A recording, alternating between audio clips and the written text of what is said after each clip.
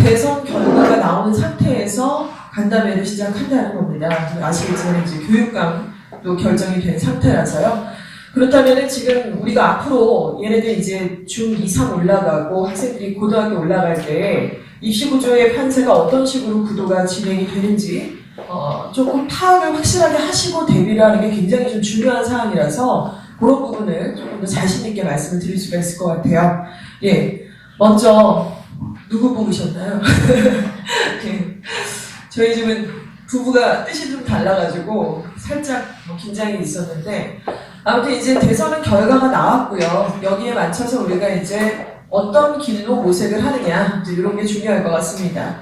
보수 단임 후보로 나온 문용림 후보의 공약을 보시면 첫 번째, 특목고 자사고를 지금과 같은 형태로 유지하겠다 이것이었습니다. 그리고 두 번째는 고교 선택제 유지한다. 지금도 이제 보시면 고등학교 선택해서 들어가잖아요. 외고나 자사고 선택한 다음에는 이제 일반고도 선택을 하죠. 성지원, 1진학, 2진학 이렇게 선택을 했었습니다. 지금과 같은 형태로 계속 하겠다는 얘기가 되겠고요. 그리고 이제 이게 참 중요하죠. 중학교 1학년 시험을 점진적으로 폐지하겠다. 그러니까 중학교 1학년 학생들한테 중간고사, 기말고사 시험을 보지 않기로 그렇게 점진적으로 가겠다. 그럼 뭐 하냐 그때? 뭐 하냐면 바로 이겁니다. 중학교 1학년 학생들을 대상으로 진로와 적성을 좀 더 필수화해서 그 프로그램을 좀 더 강화하겠다는 얘기가 되겠습니다. 근데 지금 우리 학생들은 중2 이상 올라가잖아요. 해당이 없어요, 사실. 앞으로 동생들이 있으면 해당 사항이 있다, 이제 이렇게 보시면 될 것 같습니다. 그리고 전반적으로는 입학사정관 제도가 확대가 된다는 것이죠. 입사제는 지금도 점점 확대가 되고 있고요. 그리고 사실은 논술 전형이나 다른 전형보다 대입에 있어서는 경쟁률이 사실 굉장히 낮은 상태고 조금만 전략을 잘 짜시면 사실 학생이 여러 가지 고민하지 않고 대학을 갈 수 있는 길들도 열려 있다는 사실을 좀 말씀드리고 싶습니다. 그래서 결과적으로는 우리 문용림 후보의 남은 임기가 이제 1년 6개월 정도 남짓 됐는데요. 하지만 이제 대선에서 박근혜 후보가 이제 당선 확실시 됨에 따라서 지금의 사조는 5년 동안은 계속되겠다. 이렇게 전망을 할 수밖에 없습니다. 이런 부분들을 좀 가지고서 저희가 어떻게 준비해야 되는지 같이 한번 알아보도록 할게요. 먼저 가장 핵심적인 키워드는 절대평가입니다. 지금 올해 중1이었던 학생들부터는 중학교에서 내신, 중간고사, 기말고사 볼 때 절대평가로 우리 고입에서 선정이 된다 이런 말씀 들으셨잖아요. 안내문도 아마 받으셨을 거고요. 중2 학생들, 중3 학생들은 그렇지는 않아요. 상대평가로 고입을 치르게 될 거고 이렇게 조금 달라지는 시기에 얘네들이 속해 있어요. 그렇죠? 그렇다면 절대평가의 진정한 의미가 뭔지를 좀 살펴보도록 하겠습니다. 전에도 간단히 보여드렸던 것 같긴 한데요. 지금 현재는요. 대입이든 고입이든 무조건 상대평가죠. 그래서 전교에 한 350, 400명 정도의 학생들 중에 상위 4%에 속한 학생들만 1등급 그리고 7%에 속하면 2등급 이렇게 해서 4%, 7% 합치니까 11%지 않습니까? 이 학생들을 이제 상위 2등급이다 이렇게 우리가 진행을 했었어요. 그래서 중학교든 고등학교든 이렇게 진행을 했고 보통 외고나 특목고나 이렇게 좋은 고등학교에 지원을 하려면 1등급, 2등급 정도는 돼야 된다 이제 이런 게 기준이었습니다. 그래서 2점 몇 등급 되면 좀 힘들어요. 사실 10% 이내를 들어야 되는 것이고 대신에 이제 대성고나 이화여고, 이대고는 그렇지 않습니다. 이 학생들이 이제 50% 이상이면은 지원이 가능하고 그 안에서 뺑뺑이 돌려서 합격이 되고 불합격이 되는 거 아시죠? 그래서 사실은 대성고, 이대고고, 이화여고에 공부를 그렇게 잘하지 못하는데 합격한 학생들도 있어요. 그리고 더 잘하는데 떨어진 학생들도 있고 그런데 진짜 이제 외고나 아니면은 전국구 자사고, 용인외고, 하나고 같은 경우는 1% 안에 들어야지. 4% 안에, 1등급 안에. 그러니까 이런 게 기준이었는데, 이제는 보시는 오른쪽에 있는 도표처럼 이렇게 바뀌었다는 말씀을 드리는 거죠. 예.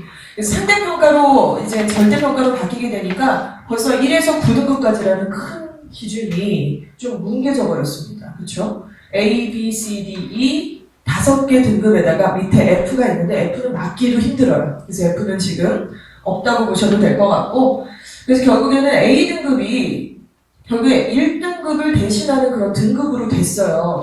근데 기준이 어떠냐면 9개 등급이었던 걸 5개로 이렇게 딱 줄이다 보니까 좀 뭉개졌겠죠. 그러면 A등급은 도대체 몇 퍼센트 정도가 돼야만 이것이 A등급을 받을 것인가 이게 중요합니다. 근데 A등급은 일단은 한 10에서 14%로 지금 추산을 하고 있어요. 이 기준은 저희가 이제 지어낸 것이 아니고 지난 6월인가 8월이었나요? 그때 이제 니트 전국연합 그 모의 평가가 한 번 있었습니다. 이제 그 기준으로 보니까 국가고시잖아요. 이제 니트는 국가에서 만든 거니까 A등급 그 절대평가로 진행을 하는데 A등급 보니까 14% 정도 되더라 이거죠. 그러니까 그런 부분들이 기준이 될 수밖에 없고 결국에는요. 현재 2등급 정도 되는 학생들이 다 A등급을 받을 수 있는 그런 절대평가 제도로 바뀌었다는 것이죠. 이해가 가시죠? 그래서 이러다 보니까 사실은 좀 학생들 입장에서는 내신에 대한 부담은 좀 줄어들 수도 있을 것 같아요. 그리고 예전에는 이제 굉장히 경쟁하는 상황이었으니까 좀 못하는 학생이 자꾸 가르쳐달라 그러면은 좀 적당히 해라. 이제 이렇게 얘기하실 수도 있는데 이제는 친구 좀 도와주고요. 같이 90점 정도 넘으면은 다 1등급 받을 수 있다는 거거든요. A등급을. 이렇게 좀 달라졌다는 것이죠. 그래서 실질적인 성적표를 좀 보여드리도록 할게요. 절대평가로 바뀌고 난 다음 지금 이제 중1 학생 어머님들은 아마 이런 성적을 받으셨을 겁니다. 먼저 실제 국어과 성적표 절대평가 내용을 보고 계시는데요. 중요한 것은 지필평가와 수행평가 부분을 좀 보시면 될 것 같습니다. 글씨가 작아서 좀 안 보이실 텐데요. 1번 학생은 이제 김모 학생인데 이 학생 같은 경우는 지필평가, 수행평가 다 마찬가지입니다. 지필은 이제 필기로 보는 시험이 60%. 그리고 수행평가 아시죠? 수행평가가 40%나 늘어요. 예전에 비해서 되게 많이 늘었죠. 그리고 이 학생을 보니까 이 학생이 지금 452명이라는 전체 수강자 중에서 A등급을 받았어요. 근데 실제 원점수가 몇 점이냐면 100점 만점에 95점. 이렇게 되니까 A등급 받았습니다. 근데 그 밑에 대조적인 나모 학생 같은 경우는 452명 중에 C등급 받았습니다. 자, 그런데 이 친구는 평균 점수, 원점수가 100점 만점에 71점. 이렇게 된다는 것이죠. 그래서 예전의 성적표와 상당히 달라졌고요. 좀 집중해서 보셔야 될 것은 수행평가가 40%나 된다. 구체적인 내용도 좀 아셔야 될 것 같아요. 잠시 뒤에 제가 설명을 또 드릴 텐데 결국에는요. 이렇게 해서 절대평가로 되다 보니까 정리를 좀 해보도록 하겠습니다. 현재 중1 학생들은 절대평가죠. 중2 올라가도 중3 올라가도 절대평가가 되고요. 그 학생들은 고2 치를 때 절대평가로 기준 삼아서 지원하게 됩니다. 그런데 중1 내신은 20%, 중3 내신 30%, 중2 내신 30%, 중3 내신이 50%. 그래서 중3 때 내신이 상당히 중요하네요. 좋은 고등학교 가기 위해서는요. 예, 그리고 중2 학생들은 지금 중3 학생들하고 마찬가지로 상대평가로 지금의 해왔던 패턴대로 그대로 이제 들어가게 될 텐데 이 친구들은 지금 보시는 퍼센테이지별로 들어갑니다. 그런데 얘네들이 지금은 중학생인데요. 고등학교 어찌됐건 다 갈 텐데 대입 치를 때는 어떻게 되냐면 모두가 다 절대평가로 평가가 돼서 대입을 치르게 돼요. 그러니까 결과적으로는 처음에 보여드렸던 절대평가라는 그 창이 상당히 키워드로 자리 잡고 있다. 이렇게 말씀을 드릴 수가 있겠죠. 절대평가로 이렇게 바뀌는 부분에 대해서 어떻게 생각하시나요? 일단은 이 친구들 중1, 중2 현재 지금 이렇게 되는데 절대평가 통해서 특목고, 자사고, 일반고, 특성화고를 지원하게 된다. 이런 말씀을 드릴 수 있습니다. 여기까지 딱 말씀드리고요. 그러면은 어떻게 되는 건가? 절대평가로 바뀐다는데 이게 우리 애한테 좋은 건가 나쁜 건가? 이게 어떻게 해야 되는 건가? 좀 갈등이 되실 수 있는데 좋은 건지 나쁜 건지를 판단하기 전에 이제 갈 길을 찾으면 되죠, 사실은. 그리고 이제 좀 말씀을 드리면은 그렇다고 해서 사실은 2등급, 1등급 되게 명확한 등급이 있었는데 A등급 이렇게 뭉개졌다고 해서 고등학교의 정원이 늘어난 것도 아니고요. 대학의 정원이 늘어난 것도 사실은 아닙니다. 말씀드리지만 늘 계속 줄어들고 있어요, 정원은. 이번에도 대성고등학교는 한 반이 없어졌고요. 명덕이나 대일들도 지금 한 반씩 약간 없어지고 있는 추세라고 보시면 될 것 같아요. 그렇다면 그렇게 A등급을 많이 만들어 놓고 도대체 다른 무엇인가의 기준으로 학생을 뽑느냐는 거죠. 그것은 이제 잠시 뒤에 또 말씀드리겠지만 바로 플러스 알파 부분. 그 자세한 내용 좀 설명을 드리도록 하겠고요. 먼저 이런 상황에서 우리가 중2 학생들이 좀 생각해봐야 될 것들이 있을 것 같습니다. 이제 중2 올라가는 학생들이요. 지금 현재 중1 학생들. 이 학생들이 좀 생각하셔야 될 것은 일단 A등급은 10% 이상이다. 10에서 13% 정도라고 보시면 되는데 옛날에 4%였던 거 비해서 A등급 받기는 좀 쉬워졌다는 거죠. 두 번째는 서술형 주관식이 무려 35에서 40%까지 출제가 됩니다. 일단 교과서에서 지금 40%까지 내라고 지금 계속 얘기를 하고 있고, 인근의 중학교 많이 내는 학교들은 35%까지 내고 있어요. 그러니까 주관식으로 하다 보니까 어떨까요? 학생의 구체적인 실력이 좀 여실히 보일 수밖에 없는 그런 어떤 영어 실력이 좀 있어야 된다는 말씀을 드리겠죠. 작은 실수도 용인이 좀 안 되는 부분도 있고요. 그 다음에 또 토론 수행평가 내신이 40% 이상 이게 이제 수행평가라고 보시면 됩니다. 지금 이제 우리 재원영 같은 경우는 또 첫째가 외고를 다니고 있는데요. 각종 뭐 이제 특목고나 자사고에서의 프로그램을 보시면은 수행평가의 토론 부분 상당히 많이 들어갑니다. 대성고도 마찬가지고 이게 중학교도 지금 계속해서 비중이 늘어나고 있다고 보시면 되겠죠. 그리고 적성과 진로를 파악을 해야 돼요. 그러니까 2학년 올라가면은 아이들의 학교 과목 중에 진로 적성 과목이 설정이 돼요. 예전에 없었던 과목인데 이게 신설이 됐고, 아까 문용민 후보의 그 공약 중에는 중1 때는 진로 적성을 많이 강조하겠다, 이제 이런 얘기도 있지 않았습니까? 왜 그러냐면요. 지금 고등학교로 애들이 선택을 해야 된단 말이죠. 특목고를 갈지, 과학고를 갈지, 외고를 갈지, 일반고를 갈지, 아니면 세무고등학교를 갈지, 조리과학고를 갈지 선택을 해야 되는데, 이렇게 멍 때리고 있다가 갑자기 중3 때 선택할 수가 없잖아요. 그러니까 그런 작업을 당연히 하고 나서 고등학교 선택하라고 해야 되니까 이것을 기준 잡을 때 시기적으로는 중2라고 보시면 됩니다. 중2 때 진로 적성은 어느 정도로 방향을 좀 잡으셔야 되는 거죠. 이게 조금 느려요, 우리 지역이. 그러니까 중3의 원서지기 직전에 선택을 자꾸 하세요. 그래서 그런 부분들이 좀 이 전체적인 입시 방향하고 좀 안 맞는 부분이 있습니다. 그래서 끊임없이 계속 고민하셔야 되고요. 방학 기간 중에 좀 많이 오픈을 하셔야 될 것 같아요. 얘기도 많이 하시고 자극도 주시고 직간접적인 체험들도 많이 오픈을 하셔야 됩니다. 예, 그리고 영역별 전국 단위 객관적인 평가, 이게 뭐냐면 절대평가라는 것은 진짜 잘하는 애와 중간 잘하는 애를 평가하기 좀 어렵게 만들어놨어요. 그렇죠? 하지만 그렇다고 고등학교 문이 넓어졌거나 대입의 문이 넓어진 것도 아니라는 말씀 드렸잖아요. 결국에는 진짜 잘하는 애를 가능할 수밖에 없는 뭔가 다른 기준이 필요합니다. 자, 그러기 위해서는 이 학생이 우리가 뭐 민지가 중학교에서 지금 몇 점을 맞는지, 뭐 수학학원에서 누구보다 더 잘하는지, 이주화에서 뭐 탑반인지 제2탑반인지 일반반인지 이거보다는 객관적인 기준에서 전국에서 우리 애가 수학은 어느 정도 레벨이고 영어는 어느 정도 레벨인지를 바로 이거를 캐셔야 돼요, 사실은. 굉장히 중요합니다. 그래서 내신은 좋은데 실질적인 영어 실력, 수학 실력 좀 부족한 아이들 많잖아요. 특히 영어는. 그런 거를 좀 빨리 좀 캐치를 하셔야 될 것 같아요. 그래서 그 기준은 뭐냐면 토셀이에요. 저희 같은 경우는. 중등부는 토셀, 수능, 뭐 탭스 이런 공인 시험들 이런 것들이 기준이 될 수 있습니다. 그리고 이제 방향을 보실 때 고등학교 입시가 변화가 되고 있고, 그리고 이제 지금 바라보시는 뷰가 지금의 우리의 상태가 아니라 고등학교가 학생을 평가하는 기준, 대학의 학생을 평가하는 기준의 뷰로서 좀 자꾸 보셔야 된다는 말씀을 드리는 것이죠. 예, 그러면 중3 학생들이 좀 고려해야 될 거는 어떤 게 있을까요?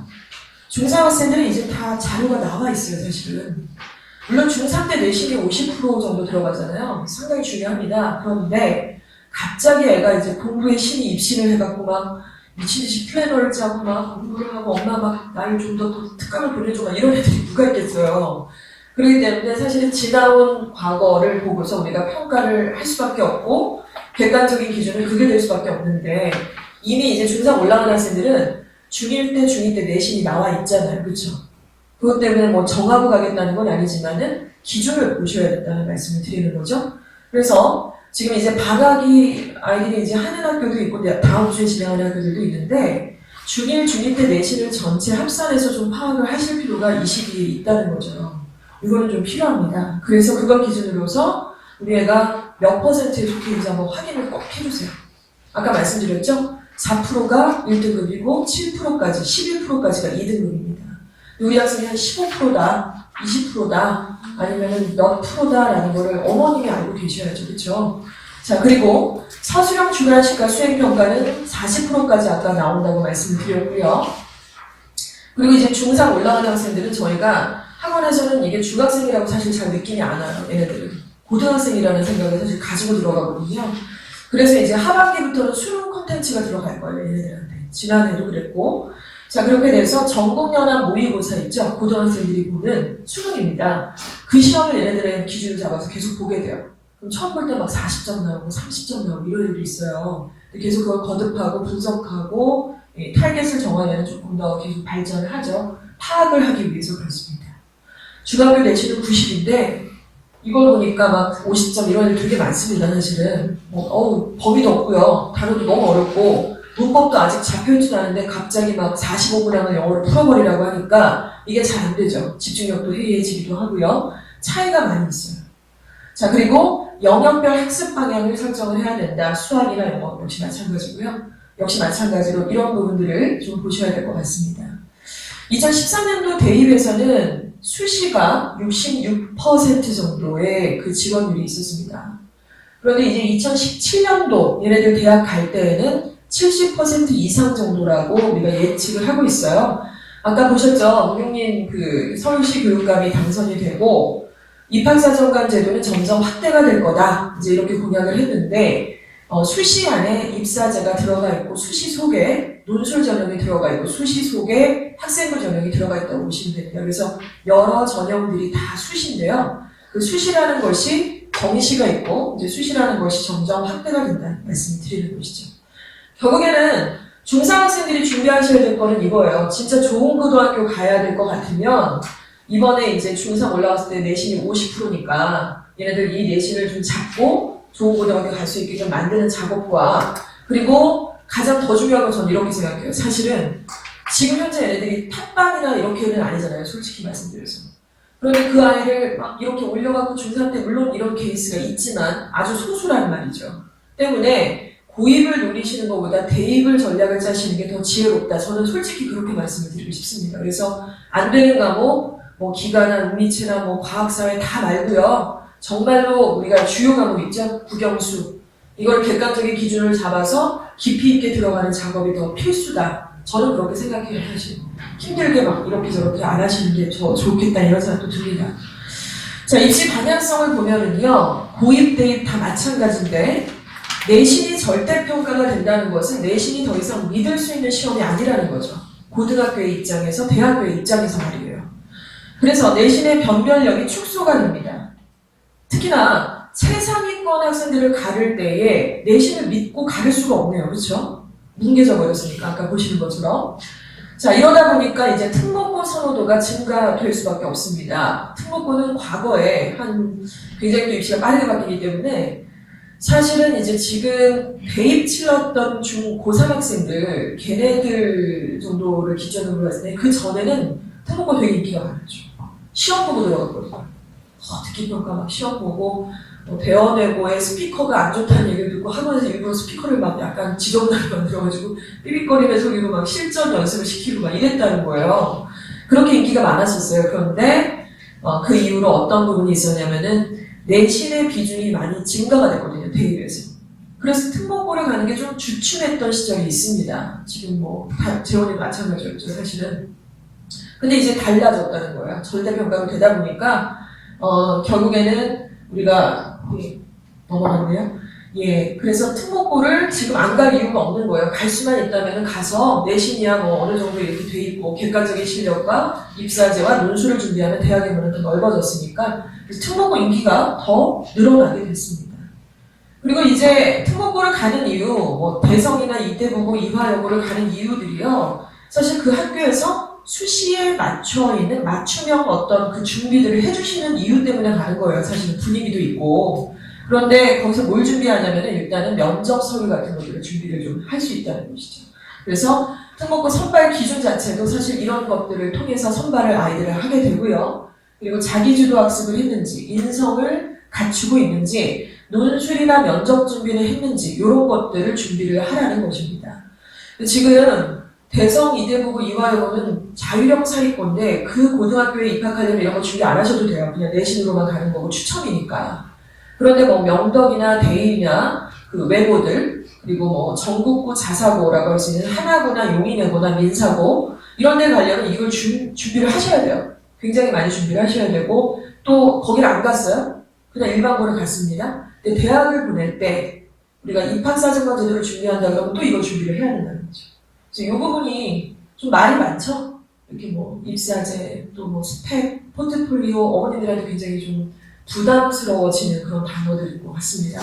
좀 이렇게 밀어주고 싶어도 구체적인 방법이나 이런 것들이 좀 어려움이 있으실 것 같아요. 아무튼 방향은 그렇다는 것이고요. 그리고 대입에서 이제 이렇게 내신의 변별력이 줄어들다 보니까 축소가 되죠. 내신을 그렇게 많이 보지 않는다는 거예요, 대학에서. 그래서 결국에는 논구술 면접이라든가 대학별 고사와 같은 우수한 학생을 선발할 수 있는 자기만의 기준들을 대학에서 만들어서 그걸 통해서 선발을 하지 내신만 믿고서는 선발하기 좀 어렵다. 이렇게 보실 수가 있습니다. 결국에는요, 그 방향으로 보셨을 때는 이 부분이 참 중요하죠.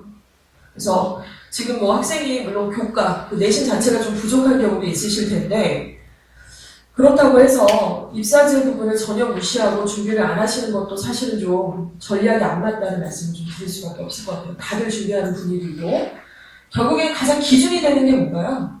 기준이 되는 건 내신이에요. 공부를 잘해야지 그 학교를 갈 수도 있으니까. 그리고 그 위에 덧붙여야 될 게 이제 논술입니다. 논술 왜 해야 되나요? 왜 해야 될까, 논술? 왜 해야 될까? 논술. 예. 좀 막연하시죠? 논술을 해야지 되고, 우리가 왜 책을 많이 읽어야 되나 이러잖아요. 책 왜 많이 읽어야 되나요? 그러니까 이런 목표가 정확하게 없으니까 하기 싫어지면 또 안 할 수도 있고, 꼭 해야 되나? 약간 차선책 같은 그런 느낌도 있으시는데, 논술은 영어보다 더 중요한 것 같아요. 늘 말씀드리지만, 논술, 국어가 영어보다 훨씬 더 중요합니다. 왜냐하면, 모든 과목에서 서술형 주관식이 지금 40%씩 출제가 되고 있어요. 학생이 어떤 논리적으로 글을 쓰거나 말하는 능력이 없다 그러면 그걸 커버를 할 수가 없어요. 기본적인 점수 60점을 맞을 수 있다는 얘기죠.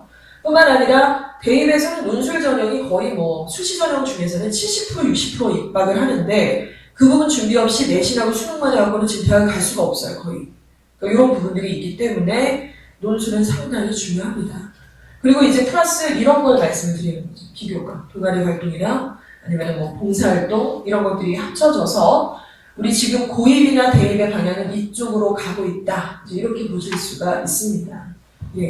그러니까 결국 키워드는 뭔가요? 절대평가로 내신을 좀 잡고요. 그 다음에 논술이나 비교과를 얹어서 가야 되는 이런 입시 구조가 된다는 말씀을 드리는 거죠. 그래서 옛날처럼 학교 공부만 열심히 한다고 지금 대학을 잘 가고 고등학교를 잘 가고 그렇지가 않습니다. 예, 그렇다면 절대평가의 의미를 다시 한번 좀 정의해 볼까요? 절대평가라는 것은 그 내신의 경우 물론 각 학교에서 내신이라는 게 측정이 되고 아이들이 이제 평가가 되겠죠. 그래서 전교에 400여 명 정도 학생이 있다 그러면은 그 중에 얘가 A등급이다, B등급이다 이걸로 이제 프라이드 가지실 시기가 좀 지났다는 겁니다. 크게 의미가 없고요.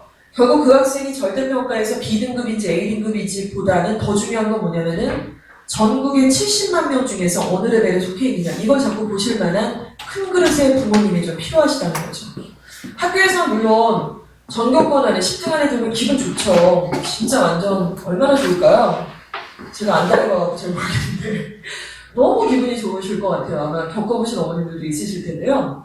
그런데 그것보다 더 중요한 건 이거는 정말 일희일비하자는 거고 해마다 수능 당일날 시험 치르는 입시생들이 70만 명 올해는 69만 명이었습니다. 재수생 합쳐서. 그 중에 몇 퍼센트에 들어있는지가 더 중요하지 않을까요? 그걸 볼 수 있는 부모님의 전략이라고 할 수 있지 않을까요? 그렇죠? 그래서 누구보다 더 잘한다, 누구보다 더 못한다 이런 거 말고요. 얘가 수학 경시대 전국 이런 경시대에 갔더니 어느 레벨이다. 영어를 토스를 봤더니 3급이다. 이런 걸 아시는 학부모님이 훨씬 더 대화하기도 편하고 아이하고도 뭔가 공부에 관련된 얘기를 하시기가 좀 편하다는 말입니다. 예, 그래서 절대평가 두 번째 의미를 좀 보여드리겠습니다. 이것은 예전에 학부모님들 입시 원서 쓰실 때도 쓰셨던 배치표죠? 많이 보셨을 것 같아요. 저도 이걸로 이제 입시를 치렀던 적이 있는데 이렇게 접죠. 여길 접고 여길 접고 여기서 골라! 이제 고3 때 학부 선생님이 그렇게 하셨는데 이게 요즘에도 있기는 있는데요. 이게 의미가 없어요. 왜냐하면 아까 절대평가 보여드렸잖아요. 그것 때문에 묻혀있고 그리고 플러스 알파 부분 논술이나 비교과는 점수로 환산이 나오지 않잖아요. 지금 원서를 쓸 때. 따라서 그냥 참고만 할 뿐 이걸 갖다가 지금 원서를 쓴다는 얘기 자체가 굉장히 구시대적인 어떤 유물로 지금 이제 사라져버릴 것 같은 그런 어떤 콘텐츠가 돼버렸습니다. 저거 말고요. 뭐가 필요한가요? 전국 70만 명, 70만 명의 수험생이 입시를 치른다고 말씀을 드렸는데 어디에 속해 있는지 이걸 보시는 겁니다. 그래서 이 기준을 보시는 것은 사실은 이제 수능을 봐야지 이게 기준이 잡혀져요. 정확하게는. 그런데 각 과목 수학하고 영어 같은 경우는 지금 영어는 말씀드린 토셀이라든가 아니면 수능 고등학교 1학년 모의고사라든가 이런 것들을 통해서 학원에서 보실 수가 있고요. 토셀은 이제 응시장 가셔서 보셔야 되는 것이고 수학도 역시 마찬가지입니다. 그래서 퍼센테이지가 써 있는데 이게 어떤 의미냐면 바람이 있다면 얘네가 고등학교 가서 여기에 좀 속해 있으면 좋겠다는 거죠. 상위 1.6%는 어느 정도 수준일까요?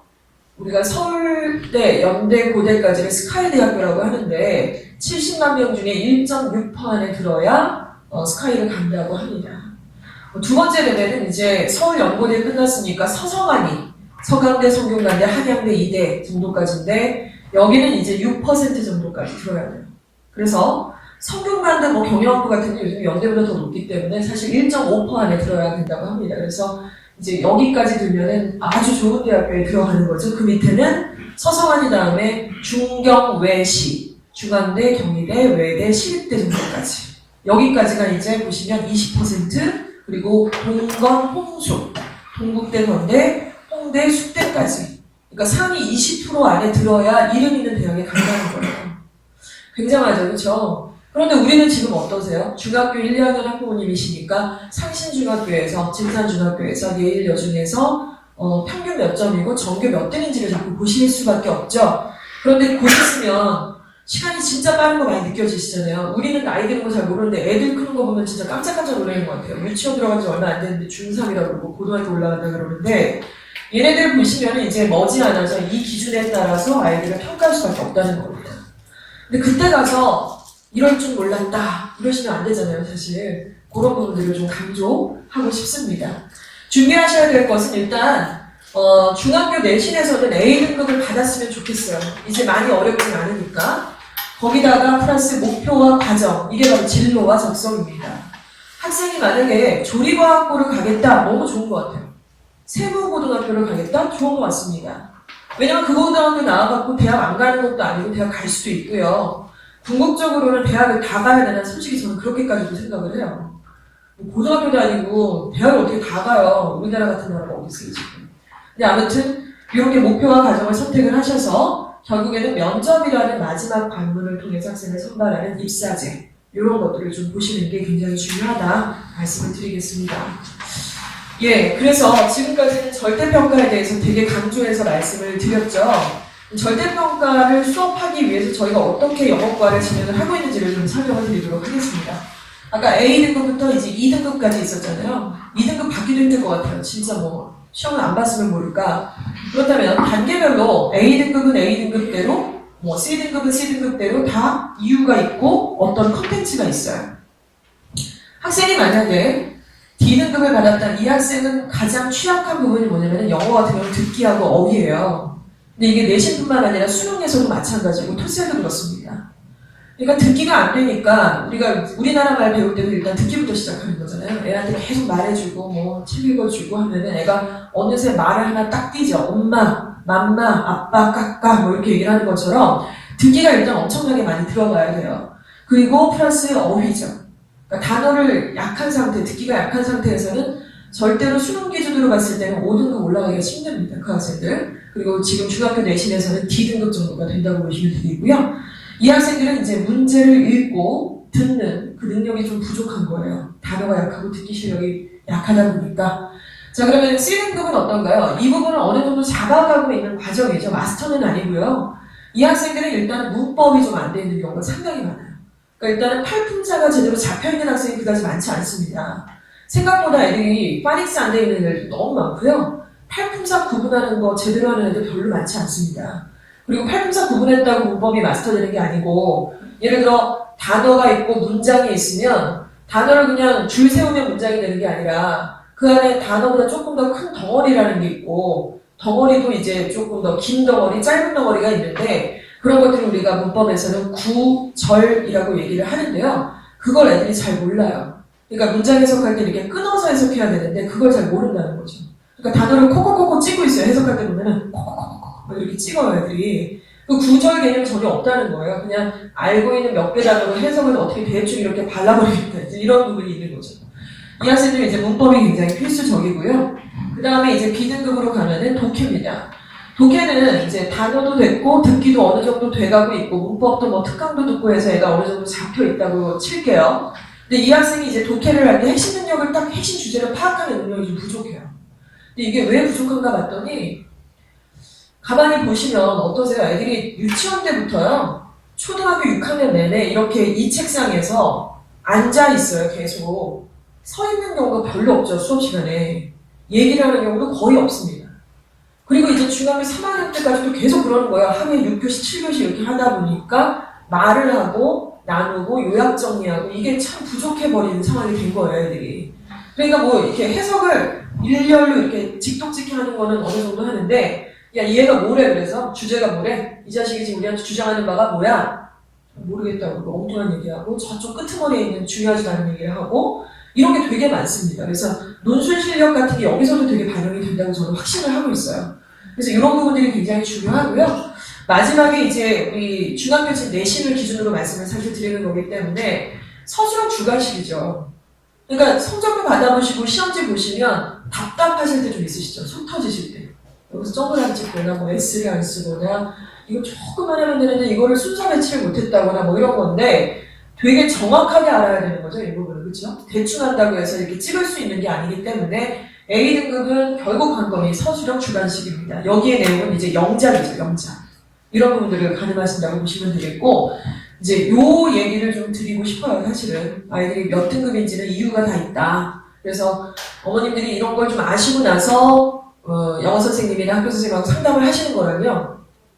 아, 왜 그런지 모르겠다고 이렇게 얘기를 하시는 거랑은 깊이가 달라요. 대화의 깊이가 다르고 어머님들이 저는 그런 것 같아요. 학부모님께서 강사나 교사를 좀 긴장시킬 수 있는 학부모님이 되시는 게 좀 바람직하다고 생각해요. 겁주자는 게 아니라 그래야 애를 만들거든요, 같이. 그래야 선생님도 더 신경을 쓰고 학부모님도 아셔야지 조금 더 방향성을 좀 더 넓게가 아니라 집중적인 방향을 잡을 수 있기 때문에 그렇다고 할 수 있을 것 같아요. 예. 하나씩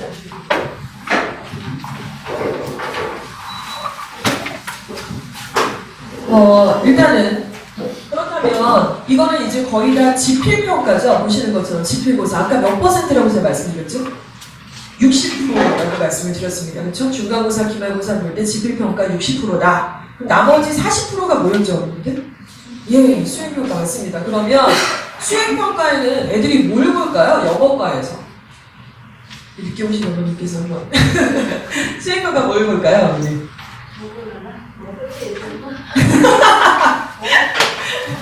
예, 수행평가 뭘 볼까요, 어머님들? 영어를? 회화. 그런 거 볼 것 같으시죠? 그쵸? 예, 봅니다. 맞습니다. 예. 근데 이제, 아시겠지만, 우리 공교육의 영어 선생님들이 어머님들 학교 다니셨을 때랑 되게 많이 달라지신 것 같으세요? 비슷하세요. 그분이 여전히 계시는 분들도 있고, 그렇죠? 그래서 이게 획기적으로 막 바뀌고 그러지는 않았어요. 근데 이제 수행평가가 늘어나야 되는데 고민이 되실 때 제일 필요한 거는 그래도 좀 점수화할 수 있는 게 필요하거든요. 그래서 회화라든가 이런 것들을 비중을 너무 많이 둘 수는 사실은 없습니다. 그래서 되게 많이 고민하실 필요가 없고 외고에서도 사실은 수행평가를 이렇게 원어민하고 진행을 하는데 예를 들어 이런 식이에요. 영어 단어를 이제 범위를 주고요. 영역으로 뜻을 설명해라. 이런 식의 것들을 통해서 체크를 한다거나 중학교에서는 자기소개를 영어로 해봐라 라든가 간단하게 이렇게 진행이 되는 경우가 있는데 그보다 더 중요한 건 이거죠. 듣기입니다. 듣기. 듣기를 보면 깔끔하잖아요. 학교에서. 그렇죠? 수행평가로. 그래서 듣기를 제일 많이 봐요. 듣기를 보면 점수화하기도 쉽고 문제가 있으니까 그래서 듣기를 제일 많이 보는데 듣기 부분은 어떻게 해야 되는가? 일단은 가장 기본적인 학습이죠. 듣기 부분은. 그래서 저희가 이제 학원에서 진행을 하는 부분도 이걸 강조를 하는 게 일단은 듣기는 매일 반복 학습이 필요하다. 비현실적이죠. 매일 내가 듣기를 하면 얼마나 좋겠어요. 근데 일주일에 2번, 1번 이런 정도라도 학원을 통해서 이제 듣기 평가라든가 듣기 시험이라든가 듣기 수업을 위한 과제를 해야만 하는 것이 바로 이런 이유들 때문입니다. 학원 그만둔 애들을 복귀하는 애들을 제가 이렇게 만나게 되면은 6개월 만에 4개월 만에 이렇게 복귀하는 애들이 있어요. 고등부에서도 있는데 어제도 오셨는데 4, 5개월 동안 단어를 한 개도 안 외웠대요. 듣기는 했겠어요, 걔가? 그러니까 엄마가 뭐 어떻게 싸우시다가 안 되니까 또 애가 또 자기가 하겠다고 해서 온 건데 이게 참 어렵더라고요. 이게 좀 개인적으로 좀 습관을 잡아주기 부분이. 그래서 일단은 참고로 보시면 되겠고, 두 번째는요. 실제로 예일여고 같은 경우는 지금 팝송 부르기 고등학교에서도 이런 것들이 진행이 되고 있어요. 중학교도 상당히 마찬가지고요. 저희가 그래서 전에 한번 제가 그 아빠와 함께하는 팝송이라는 그런 컨텐츠를 만들어서 CD를 드린 학부모님들이 좀 계세요. 초등부는 전체를 다 드렸고 중등부에서도 이제 진행을 해서 드린 분들이 좀 계십니다. 그래서 팝송을 선곡을 해갖고 이걸 어떻게 하시면 활용하실 수 있는지 매뉴얼도 동영상으로 만들어가지고 좀 배부를 했었어요. 예, 여기는 이제 간단한 스피킹 뭐 이런 것들을 평가를 하는데 팝송으로 발음 학습하고 대화를 듣고 문장 만들기. 그래서 되게 어렵게 생각하지 마시고요. 충분히 패턴 연습만 하면 얼마든지 할 수 있는 그런 수행평가 내용입니다, 사실은. 자, 세 번째는 이제 라이팅인데, 라이팅은 이제 이게 니트 라이팅하고 좀 일치가 되는 내용이 있습니다. 도표라든가 그래프나 그림 같은 것들을 보고 상황 만들어서 유추해서 라이팅하는 거. 그래서 내신 시험 중에 이런 게 있죠. 지필고사에서도 약도를 주고요, 지도를. 2로 갈 거, 뭐 이렇게 되게 복잡해요. A, B, C, D, E에 목적 지점을 두고 학생 보고 선택하라고 합니다. C로 갈지, 2로 갈지. 그래서 C로 가려면 좀 뭐 turn right, turn left, go straight 이 정도인데 더 2로 가려면 막 턴이 많은 거예요. 그걸 영어로 쓰라는 거죠. 그런 식의 라이팅 평가가 이루어진다는 겁니다. 그래서 이걸 제가 처음에 이 지필평가나 수행평가 내용을 보니까 혼자 하기 좀 어렵겠다. 아이들이 중1, 2가 이걸 어떻게 하냐? 솔직히 이거 학원 안 다니고 학교만 다녔을 때 이거를 커버를 어떻게 하지? 이런 생각이 사실 좀 들더라고요. 아무튼 지금 이렇게 나오고 있다는 것이죠. 예, 그래서 결국에는요, 우리 학생이 그 초등학교 때는 뭐 매우 잘함 했는데 중학교 딱 올라오니까 내신도 좀 80점대 막 이렇게 나온 애들도 있고 70점대 나온 애들도 있고 이런 거 보시면 좀 답답하실 텐데 답답하고 이런 건 다 감정이잖아요. 네, 어머님들이 이제 조금 어머님들이 많이 계시니까 저도 마찬가지로 좀 주의하셔야 될 게 너무나 감정적인 부분들을 좀 많이 지양하셔야 된다는 것이죠. 객관적인 기준이 있어야 되고요. 기준을 위해서는 숫자가 필요하고요. 정확한 내용을 파악하시는 게 굉장히 중요합니다. 그래서 결국에는 영어 수업과 시험이 변화하는 이유가 뭐냐면 우리나라 영어가 좀 죽은 영어가 많잖아요, 사실.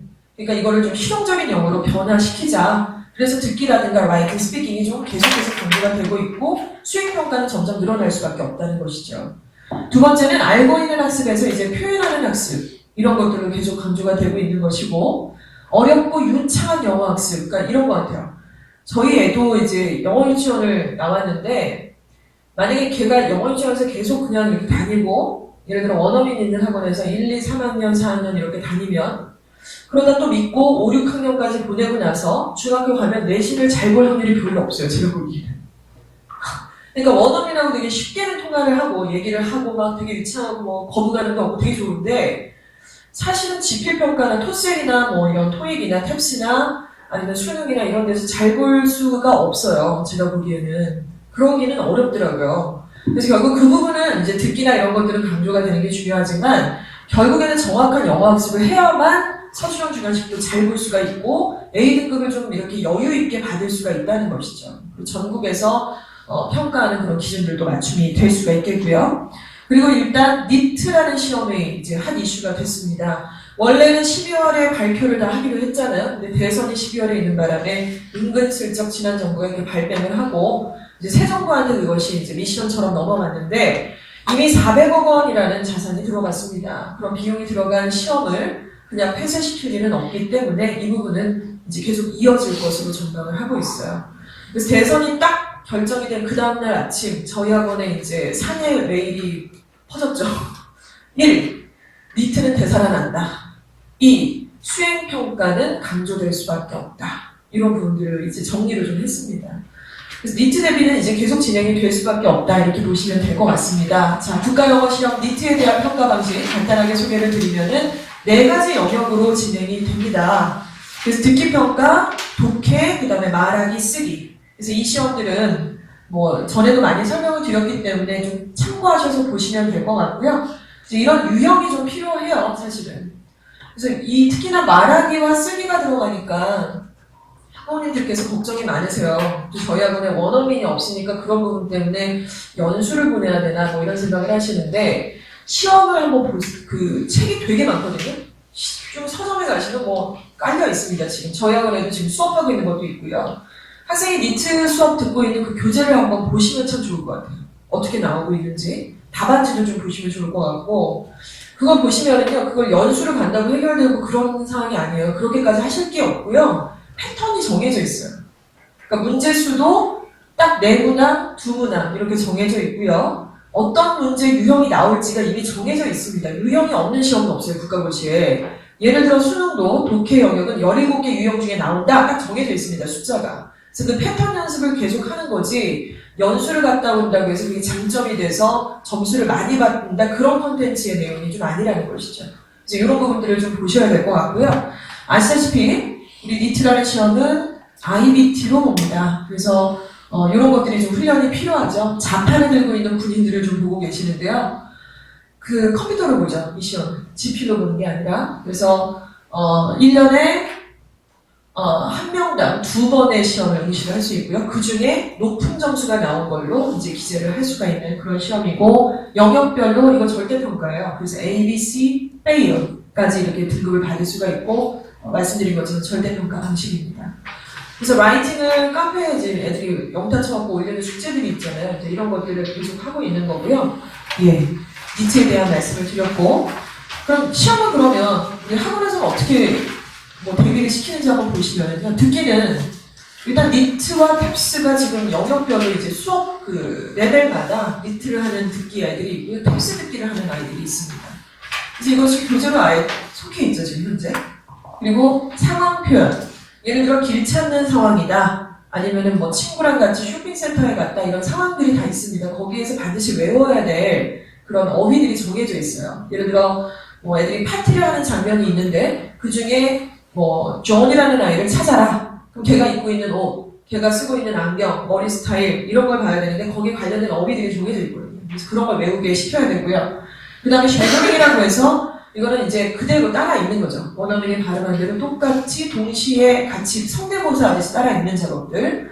이런 것들은 뭐 동시 통역사들 뿐만 아니라 외국 무슨 공부를 하는 성인들 다 이렇게 진행하고 저도 당연히 그렇게 진행을 했었고요. 딕테이션, 이제 받아쓰기가 완전한 듣기에 완성이 될 수가 있겠습니다. 그리고 실전 모의고사를 통해서 문제 훈련 연습들도 진행을 하게 되는 것이죠. 두 번째는 독해는 어떤 지문을 해석하더라도 핵심 문장을 찾아내는 연습을 좀 해야 돼요. 이게 너무 부족해요. 그리고 필수 어휘 암기를 해야 독해를 하죠, 당연히. 지문 안에 모르는 단어가 7개 이상이다 그러면 해석하기 참 어렵습니다. 그리고 직독직해를 통해서 문장 구조, 아까 말씀드린 덩어리에 대한 개념을 갖고 있느냐, 이런 부분이고요.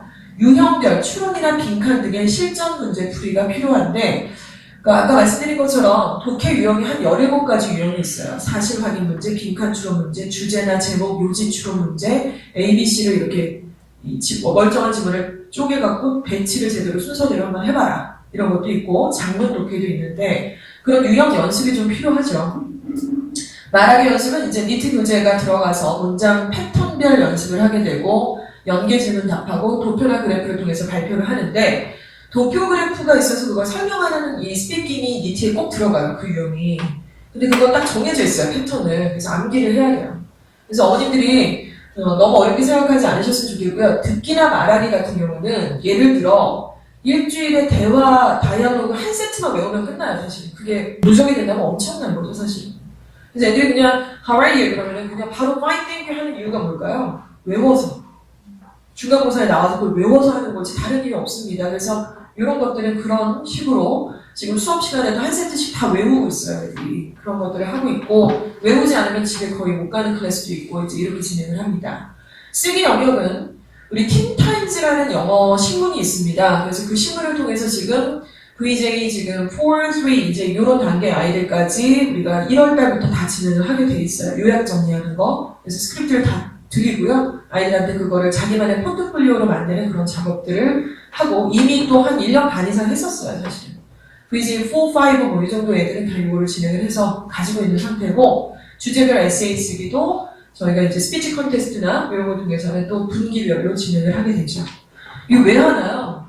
저희가 무슨 영화학원이라고 이거 멋내려고 하나요? 저는 그런 거 되게 싫어하는데, 누구한테 보여주기 위해서 컨텐츠를 막 이렇게 막 행사처럼 하는 유치원이 아니죠, 저희가. 저희는 저희 학원의 그 존재 유무 자체 딱 정확합니다. 입시를 위해서 있어요, 저희는.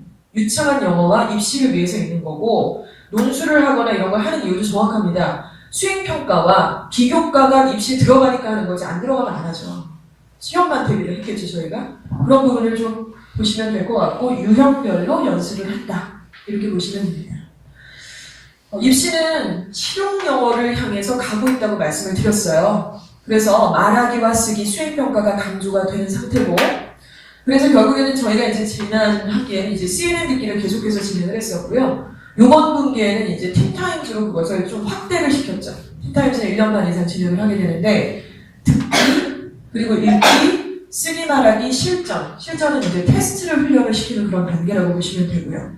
그래서 이렇게 왔다 갔다 하는 식의 어떤 컨텐츠로 진행을 하게 되고, 실전 학습은 토셀이라는 영어 공인 시험으로 진행을 하게 됩니다. 토셀 혹시 자녀분이 보신 적 있으신가요? 손을 잠깐만 들어주시겠어요? 보신 학생도 있고 아직 조금 생소하실 수도 있을 것 같아요. 그리고 애가 싫어하니까 굳이 뭐 그것까지 학원 보내기도 힘들어 죽겠는데 안 가는 거, 이게 필수가 됐어요. 이제 꼭 보셔야 되고요. 저희 학원에서 이제 1년에 2번은 무조건 필수 응시로 그렇게 추천을 좀 드릴 겁니다. 그래서 이걸 기준으로 좀 잡으셔야 된다는 말씀을 드리겠어요. 근데 왜 저희가 토스를 보죠? 시험 되게 많은데? 펠트 보시는 학교도 있잖아요, 학원도. 그렇죠? 토익 보는 학원도 있고, 어떤 학부모님은 진정한 영어는 토플이지 않겠느냐, 이제 이러실 수도 있어요. 근데 저희는 토플 안 할 거고요. 펠트도 하지 않을 겁니다. 이유는 명확합니다. 우리나라에 그 교과부라고 하는 부처가 있죠. 전체적인 교육에 관련된 모든 내용들을 관할하는 부처인데, 교과부에 교육평가원이 있습니다. 교육평가원에서 뭘 하느냐, 수능을 만들어요. 그래서 수능 및 전국연합 모의고사를 기출하는 그런 센터라고 보시면 되겠죠. 그래서 여기서는 지금 수능을 만들기 때문에 저희가 수능을 준비를 하는 거고요. 수능을 그래서 수업이나 레벨 테스트로 진행을 하게 되는 것이고, EBS가 있죠, 교과부 밑에. EBS에서 방금 말씀드린 토셀이라는 시험을 만듭니다. 그리고 교육평가원 아래 이제 우리나라 국립대학교, 최고의 국립대학교, 서울대학교가 있는데 서울대가 탭스를 만듭니다. 그리고 서울대가 고대, 외대, 숙대와 함께 컨소시엄을 해서 니트라는 시험을 만들었습니다. 그래서 결국엔 어떠세요? 엄마가 같죠. 교과부라는 모태가 같고, 공통점은 우리나라에서 만든 영어 공인 시험이라는 것이고, 가고자 하는 방향과 모든 취지는 일치한다는 것입니다. 그래서 펠트를 보지 않는 거고, 토익이나 토플을 보지 않는다는 것이죠. 그래서 굉장히 시험들이 4가지 시험이 다는 아니지만 닮아 있는 부분이 있어요. 특히나 수능과 탭스가 닮아 있고요. 니트와 토셀이 닮아 있습니다. 그래서 이런 이유들 때문에 저희가 4가지 시험을 기준으로 삼아서 초등부와 중등부 기초기본 레벨은 토셀을 가지고 기준을 삼게 되는 거고요. 그리고 니트는 계속 가져가야 될 방향이니까 수업이라든가 이렇게 진행을 하는 것이고, 수능은 이제 중3에서 고입, 대입 준비하는 학생들한테는 기준을 좀 잡아줘야 되는 부분이고, 그리고 조금 더 우수한 학생들이 이제 탭스로 기준을 잡는 것이죠. 그래서 난이도별로 이렇게 보시는 거예요, 사실. 이해가 가시죠? 토셀도 이제 난이도별로 주니어, 하이 주니어 이렇게 있습니다. 예. 이렇게 해서 저희가 이제 레벨 테스트 이런 걸로 본다는 말씀을 좀 드리고요. 지금 보시는 내용은 이주어학원의 홈페이지도 있고, 다음 카페가 2가지가 있고요. 페이스북도 있어요. 이주어학원 페이스북, 이주어학원 다음 카페 2가지가 있는데, 한 가지 카페는 고3 카페예요. 고3들이 들어와서 여러 가지 그 입시 전략에 관련된 내용을 가져가라 라고 올려놓은 카페가 하나 있고, 이거는 이제 우리 중등부랑 초등부를 위한 카페인데, 아이들이 숙제를 확인하려면 이 다음 카페에 들어와서 선생님별로 들어가서 확인을 하면 됩니다. 그리고 또 하나는 최근에 저희가 만든 비교과 활동 정보, 요거를 좀 주목을 해주시면 좋을 것 같아요. 비교과 활동 정보에는 지금 보시는 것처럼 뭐 여러 가지 법무부 정책 블로그 기자단 모집, 뭐 논문으로 대입 포트폴리오 준비, 국제학술지에 논문 쓴 뭐 누구의 어떤 케이스 같은 경우 이렇게 있고요. 또 오른쪽 보면은 유망 학과들을 좀 보고 계십니다. 우리 애들한테 야 너 대학 어디 가고 싶냐? 그럼 뭐라 그러냐면 다 연대경영 간대요. 다 연대경영. 연대경영이 무슨 문이과도 아니고 그 학과 잘 모르니까 아이들이 그렇게 되는데요. 지금은 여러 가지 신설학과들이 많이 생겼고 유망학과가 상당히 많습니다. 예를 들어 보시면은 인하대 아태물리학과 보이시죠? 이런 데는 웬만한 지금 뭐 인하대지만 웬만한 지금 서울시내에 있는 대학보다 훨씬 더 레벨이 높아요. 2등급 이상 돼야지 갈 수 있는 학과고요. 그리고 이제 취업이라든가 여러 가지 자연의 전로직성이 상당히 유망한 부분이 있고, 서울시립대 세무학과 얼마나 좋습니까? 이번에 만약에 자기가 진로가 맞다고 한다면, 적성이 맞다고 한다면, 그래서 이런 것들에 대한 관련 정보들을 다 올려놨어요. 지금 어머님들, 우리 학부모님들 딱 뵈니까요, 이거 보시고 되게 반가워하시는 기색이세요. 그런데 이제 이게 과연 몇 개월 동안 지속이 돼서 이거를 활용을 하실 건지가 제가 조금 부탁드리고 싶은 부분이기도 합니다. 물론 애가 따라줘야지라고 하시겠지만은 큰 그릇을 보고 계시는 학부모님이 아이를 끌어낼 수도 있다고 저는 생각을 하거든요. 그래서 관련된 정보는 굉장히 많이 업데이트가 되고 있고, 이 중에 올려놓자마자 하룻밤 사이에 접속 건수가 250건이 넘는 그런 내용들이 있었습니다. 그런데 저희 학부모님은 아니세요. 그러니까 외부에서 이거를 태그를 달아놓으니까 다 들어와서 저희 학원 들어와서 이걸 보시는 거예요. 그 정도로 사실은 또 가산점이 있는 부분이 있거든요. 이런 부분들이. 그러니까 여러 가지 비교과 활동이 있지만 그 중에 고입이나 대립을 치를 때 가산점이 있는 그런 내용들만 지금 주로 올려놓은 거예요. 그래서 참고로 보시고 겨울방학 때 하는 여러 가지 학술 프로그램, 중학생들이 참여할 수 있는 여러 가지 좋은 내용들이 있으니까 이런 걸 좀 많이 적극적으로 활용하시면 좋을 것 같습니다. 예, 중등부 레벨 테스트는 아까 말씀드린 것처럼 이유가 있죠. 자, 토셀, 중2, 중1, 하이 주니어로 시험을 진행을 하게 되고요. 정규 토셀을 응시 필수화하겠다는 말씀을 드렸습니다. 이거를 같이 좀 협조를 꼭 해주시기 바랍니다. 그리고 중3 학생들은 고1 모의고사를 통해서 저희가 항상 기준을 잡아요. 그래서 이 친구들은 전국 모의고사 학원에서 진행을 하죠. 이걸 지네들이 진행을 할 수가 없는 거니까 이거는 이제 학원에서 진행을 하게 되고요. 탑반 같은 경우는 이제 탭스와 논술, 논술도 이제 평가를 보게 됩니다.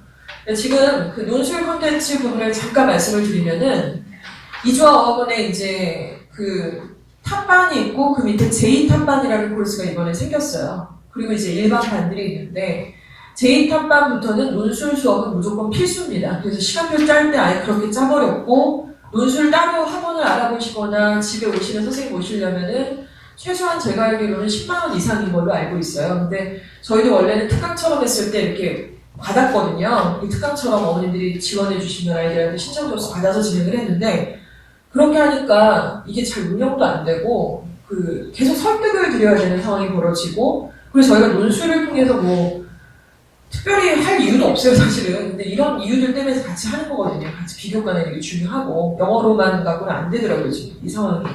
그래서 하는 건데 결국에는 필수로 집어넣어서 수강료를 좀 대폭 하향을 한 거예요. 대신에 아이들이 이제 전체 반이 그대로 옮겨 다니면서 듣는 그런 수업으로 만든 거고요. 일반 학생들은 이제 특강처럼 지원을 하시게 되면은 수강료 제가 알기로 지금 7만 원에 그렇게 진행을 하는 걸로 알고 있습니다. 일반 반에 제2탑반이나 탑반은 그냥 5만 원에 플러스 에드원 되어 진행을 하게 되고요.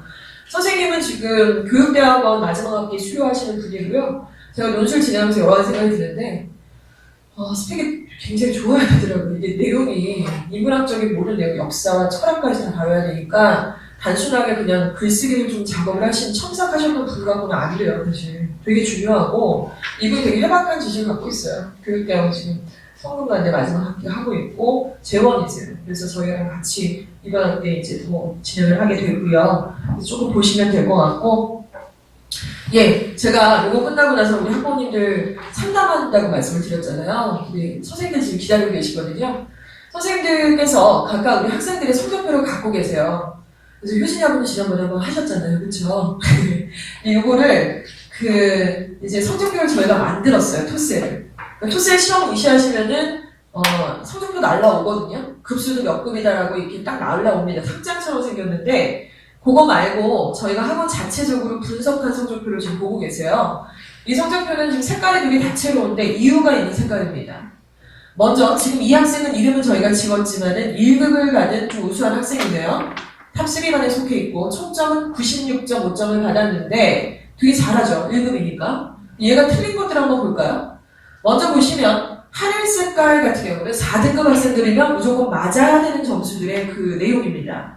그리고 노란색은 3등급, 보라색은 2등급, 빨간색은 1등급 학생이라면 맞아야 되는. 그러니까 역으로 어떤가요? 빨간색 문제들을 4등급 학생이 틀렸다고 해서 걔를 때리거나 이거를 못하고 뭐라고 너 이것도 왜 못하냐 이러면 안 되는 거죠. 이거 되게 묻지마 막하게 이상한 상황이고 빗자루 들고 이런 상황이 되는 거죠. 근데 예를 들어서 4등급 학생이 이걸 틀렸다 그러면은 좀 때려도 되죠. 그때는 뭐 했냐 지금 멍 때렸냐 집중 안 했냐 이러실 수도 있다는 거죠. 농담이고요. 좀 이렇게 보여주시면서 얘기를 하시는 게 굉장히 중요합니다. 그래서 이 친구 같은 경우는 지금 아주 바람직하게 노란색 다 맞고 파란색 다 맞고 보라색에서 지금 하나 틀렸어요. 그렇죠? 그래서 밑에 보시면은 4등급 문제는 100% 달성률, 그리고 3등급 문제도 100% 달성률, 2등급에서 95%, 1등급에서 87%의 달성률을 보여주고 있는 되게 적중률이 높은 학생이었죠. 그쵸? 그래서 얘하고는 야 네가 왜 틀렸는지를 한번 봐라. 야 아이들 잘 몰라요 이거를. 자기가 그냥 본 거지. 그래서 딱 보니까 야 어서 너는 2등급 문제를 여기 틀려서 40%가 왜 틀렸는지 한번 보자. 이거 학원에서 봤던 이제 모의고사니까 저희가 진행을 하는 거예요. 토세문제는 기출이 안 돼요. 국가고시 같은 경우는. 그리고 1등급 문제에서 61번하고 65번 너 틀렸지? 이거 왜 틀렸냐? 한번 보자. 이게 추론 문제고 주로 높은 점수의 어떤 내 문제니까 이런 것들을 보면서 얘기하면은 그 다음에 볼 때 얘가 달라요. 그러겠죠? 이런 것들로 상담을 하는 게 굉장히 의미가 있습니다. 그래서 학부모님들이 학원에 매월마다 되게 비싼 수강료를 내시잖아요. 그런데 선생님들이 전화해갖고 애가 착해요, 예뻐요, 귀여워요 이러면 기분 좋으세요? 저는 기분 나쁜 것 같은데 좀 장난치나 지금 유치원이냐 내가? 뭐 이런 것 같은데 영어학원이고 어학원이면 이 정도 분석표이 있어야 되고요. 어디를 가고 있는지 중간에 한번 잡아야죠. 나오면 나오는 대로 안 나오면 안 나오는 대로 이런 얘기들을 딱 터놓고 좀 얘기를 하셔야 될 필요성이 사실 있다는 겁니다. 물론 선생님들이 이거를 다 파악하셔서 이렇게 하기도 사실 어려워요. 강사들은 주로 수업하는 게 이제 일이지 이런 걸 분석을 해서 얘랑 상담하는 것들을 사실은 좀 어려워하는 부분도 있는데 저희는 이걸 하기 위해서 굉장히 많이 투자를 해갖고 계속 선생님들 좀 귀찮게 하죠. 교육도 하고 계속 세미나도 하고 이제 이런 식으로 진행을 하는 것입니다. 이 성적표는 토세만 있는 게 아니라 저희가 수능도 만들었고요. 탭스도 만들었어요. 제가 수능 만들어갖고 고등부에서 이거를 진행을 하다 보니까 진짜 기가 막혀요. 애들이 막 5등급, 4등급이라는데 모르겠어요. 단어가 약합니다. 문법이 약합니다. 특강 들으십시오. 무슨 말도 안 되는 얘기예요. 5, 6등급 학생을 보니까 1번에서 22번까지 듣기 문항 중에 4, 5개가 틀렸더라 이거죠. 정말로 딱 전형적인 케이스고 그렇기 때문에 네가 듣기가 지금 안 돼 있으면 2등급이 올라가기 힘들다. 듣기를 먼저 잡자. 그리고 너는 특히나 듣기에서 좀 어려운 문항, 뒤에 있는 장문 듣기나 모놀로그 듣기를 좀 많이 못하니까 그 부분에 집중적인 어떤 효과를 좀 하자. 이런 게 좀 필요한 겁니다. 그래서 특강을 듣게 되는 거지 다른 이유는 없다는 것이죠.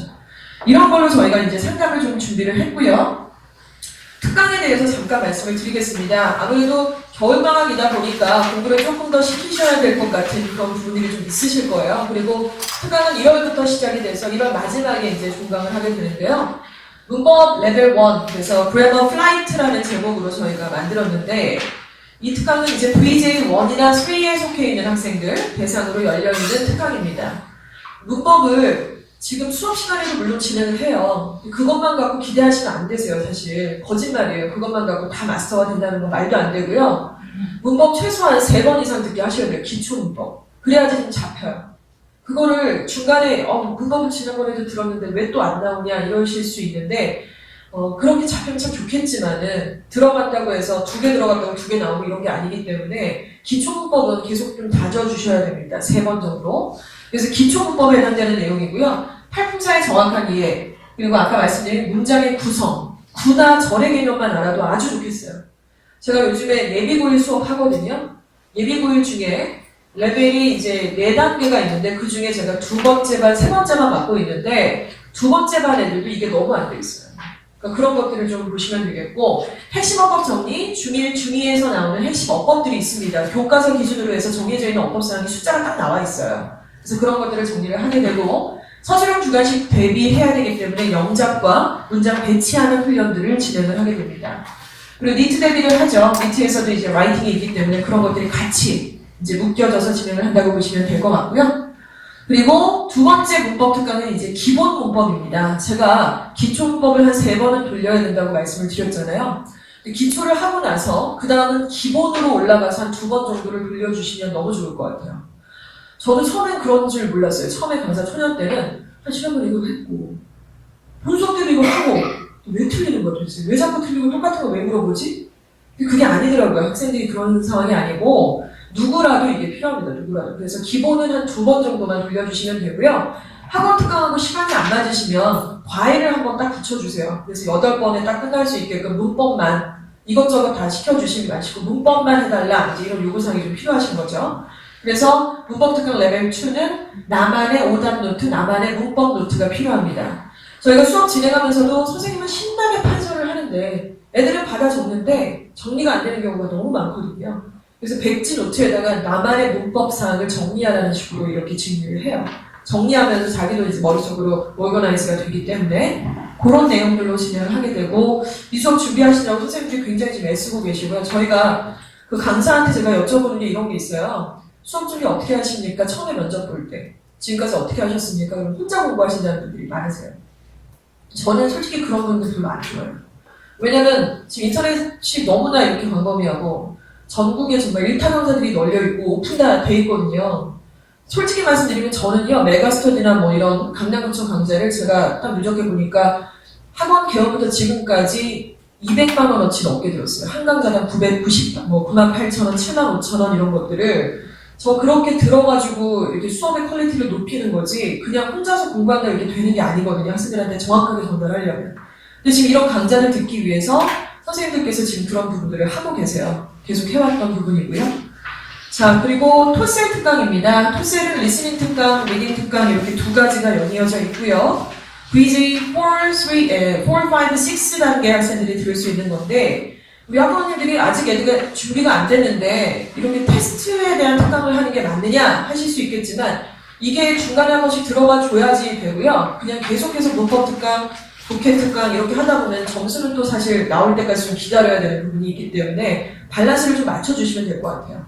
기본기 수업, 테스트 프랩 수업 이렇게 돌아가시면서 이렇게 하시는 게 되게 바람직합니다. 이렇게 되고 여기 조금 날짜가 잘못 거기는 표기되어 있는데 2월 16일이 맞지 26일 아닙니다. 그래서 2월 16일 날 그 토셀 정규 시험이 있어요. 그래서 응시하시게 되면 성정고등학교에서 주로 치르게 되는데 요거 토요일이나 일요일 날 주로 진행을 합니다. 저희 딸도 가서 지금 보느라고 아빠가 있는 말 없는 말 다 해서 꼬셔가지고 안 보려고 그러니까 애들이 이거 필수니까 학원에서는 예외 없이 보셔야 된다는 말씀을 듣겠습니다. 그런데 2월 16일은 얼마 안 남았잖아요. 그러니까 좀 준비하고 시험을 봐야 잘 나와야 그 다음에 재미가 있어서 또 보고 이런 게 있기 때문에 신경을 조금만 써주시면 좋을 것 같습니다. 네, 여기까지가 일단 간단한 준비 내용이고요. 저희 선생님들께서 지금 밖에서 기다리고 계시는데 강사 소개 먼저 드리고 질문사항 받고 말씀드린 상담, 성적표 상담 진행하도록 하겠습니다. 들어오세요.